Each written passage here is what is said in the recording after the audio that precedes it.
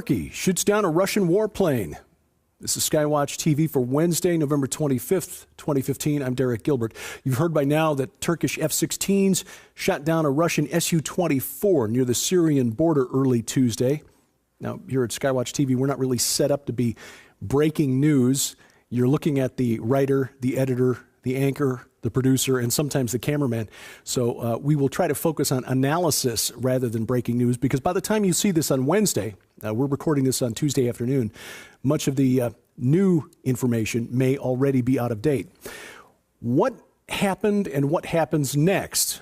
Well, Turkey shot down a Russian plane. Russia claims the plane was on the Syrian side of the border. Turkey claims it warned the Russian pilots 10 times in 5 minutes before opening fire. It's not clear as of this recording whether the pilots survived. Several videos have been released by Syrian rebels. One shows an apparently dead Russian pilot on the ground, surrounded by rebels. Another appears to show Syrian rebels shooting at the Russian pilots as they parachute to the ground, which, if true, would be a war crime. Rebels also released a video showing the destruction of a Russian search and rescue helicopter, apparently with a TOW anti-tank missile, probably supplied by the United States. Again, if true, could be a dangerous escalation of the situation. So I try not to be an alarmist when reporting on things like this. There are plenty of websites out there on the internet for people who are, shall we say, addicted to their adrenaline rush along with their morning cup of doom. Well, that said, history does show us that most major military conflicts often don't look like that when they first begin. World War I, for example, was just the assassination of an Austrian nobleman by a lone Serbian gunman. It's always a lone gunman. And then all of the interlocking mutual defense treaties kicked in. And by the time it was over, 17 million people were dead. As of Tuesday noon, U.S. defense spokesmen were still describing this as an incident between Turkey and Russia. But remember that Turkey is a member of NATO.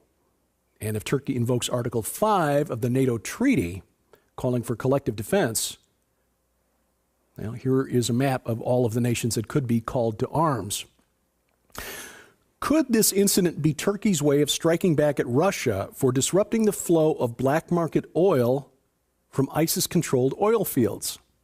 That's possible, but I doubt it. Risking a major war over a relatively insubstantial flow of oil, at least compared to the amount of oil in the global market, seems a little excessive. But Russia has been targeting the ISIS oil fields and putting the hurt on ISIS. This is their principal source of revenue, reportedly destroying a number of refineries in northeastern Syria and about 1,000 tanker trucks filled with crude headed for buyers in Turkey. The U.S. government, apparently shamed by the success claimed by the Russians in putting this dent in the finances of ISIS, finally gave the U.S. Air Force the green light to strike the ISIS oil trade.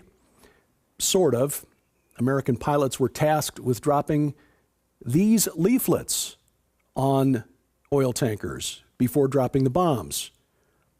At a press conference earlier this month, a spokesman admitted that we basically gave the drivers of the trucks filled with ISIS oil a 45-minute heads up before actually bombing the trucks. 116 trucks were destroyed. Now, apparently this warning was deemed necessary because our government felt that those drivers probably weren't members of ISIS, which may or may not be true, but even if they weren't, do you really think they didn't know who they were working for? And the fact remains that for some reason, it took 13 months into the bombing campaign by the U.S. Air Force for the government of the United States to decide that the best way to disrupt the flow of money coming into ISIS from the sale of its black market oil was to bomb the oil with a 45-minute warning. Hey, it's the least we can do for old friends of the CIA. Elsewhere, the Islamic State appears to be waking the dragon. In the new edition of the official Islamic State magazine, Dabiq, the IS claims to have executed a pair of hostages, one man from Norway and another, a Chinese national. The Chinese government responded angrily to news of the death of Fan Jinghui. And when China gets upset, it doesn't mess around. They've been fighting Islamic groups in the western part of China for decades. Xinjiang province is the home of a sizable Muslim ethnic minority called the Uyghurs. The Uyghurs are of Turkic descent. In fact, they call Xinjiang province East Turkestan. The ethnic Han people are the ones that we would know as Chinese. They dominate politics in Beijing and in Xinjiang province. Well, Beijing reports that the army just concluded a 56-day mission to track down and neutralize a group that they call terrorists, a group of Uyghurs. 28 people reportedly killed in this operation. The government blames those terrorists for a knife attack at a coal mine in Xinjiang province that left possibly as many as 55 people dead. It's hard getting information out of China because they have a great deal of control over the media.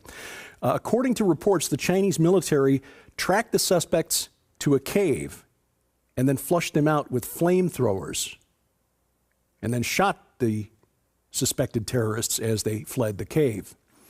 Now, China hasn't said yet whether they will join an international coalition in fighting the Islamic State. Chinese policy for decades has been non-intervention. They chart their own course. So joining a coalition would be a major change in Chinese foreign policy. Now, we're speculating here. ISIS has a presence in Africa. Boko Haram, which has been causing problems in Nigeria for years, has renamed itself this year the Islamic State's West African Province, or ISWAP. They've actually killed more people this year than the Islamic State in Syria and Iraq. Now, China has been very active in recent years in building an economic presence in Africa. Might Beijing use this as an excuse to build a military presence there as well? Well, comes word yesterday, according to The Hill, reports on matters at Congress, that China is building its first military base in Africa, in Djibouti.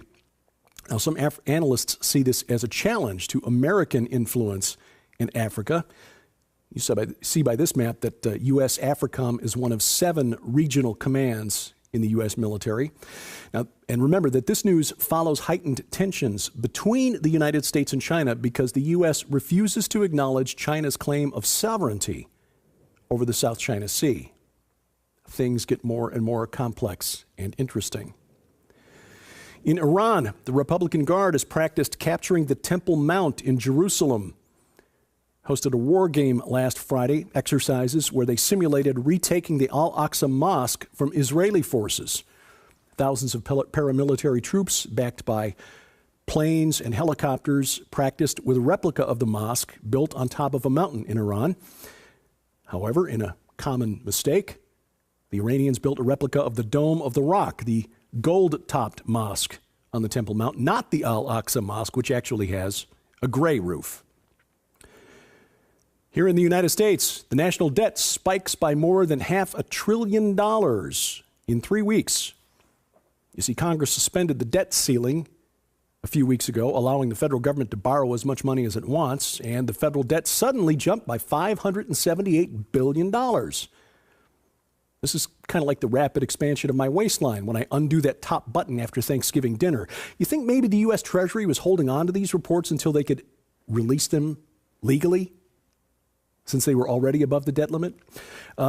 Remember, now, the debt, the official debt, reported by the U.S. Treasury is less than a third of the actual number, according to former Comptroller General David Walker. The actual federal debt is now in the neighborhood of $65 trillion, not the $18 trillion that the Treasury admits to. Well, this is Thanksgiving week, of course, and that means a short week here on SkyWatch TV. Last night, of course, our broadcast with the co-authors of the new book, The Babylon Code, Troy Anderson and Paul McGuire. If you missed that program, you can see that today on the SkyWatch TV channel on Roku. If you have a Roku account, log on, search the channel store for SkyWatch TV and add us to your account, so we'll be right there on the screen when it pops up. You'll also be able to see it on the SkyWatch TV YouTube channel later this week, and there will be a web-only exclusive on the SkyWatch TV channels on Roku and YouTube with Paul McGuire and Troy Anderson later this week as well. But because of the short week, we will be out of the office tomorrow, Thanksgiving Day, and Friday, and just taking a moment to say thank you for your support in this, our initial year at SkyWatch TV. I personally thankful, of course, first and foremost, for the sacrifice that our Savior made on my behalf, knowing from the beginning of time what a bonehead I would be and how rebellious I would be time and time again, and yet chose to sacrifice himself for my behalf and for yours, regardless. I'm thankful that he chose to bring my path across that of my wife, Sharon Gilbert. I'll say again, as I've said before, my father knew what he was about when he told me, son, you married up. I'm thankful for my daughter, who is the other most beautiful and intelligent woman on the planet. We're thankful for the Horn family, Tom and Nita and their family, who have made us feel so welcome here in the Missouri Ozarks, and such an important part of this team. And again, we thank you for your support, your prayerful support, your financial support, and those emails that just encourage us and keep us going from day to day. We pray that you have a blessed Thanksgiving weekend and that you have as much to be thankful for as we do. Until Monday, I'm Derek Gilbert. Thanks for watching.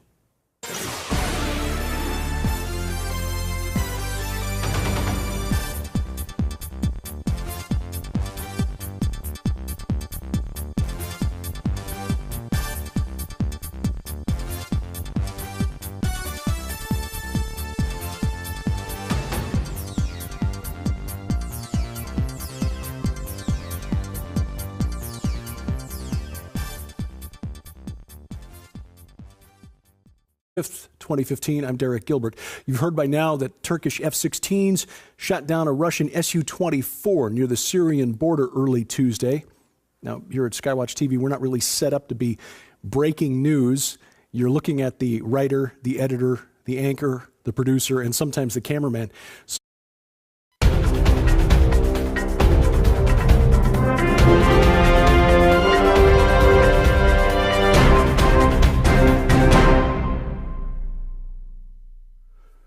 Turkey shoots down a Russian warplane.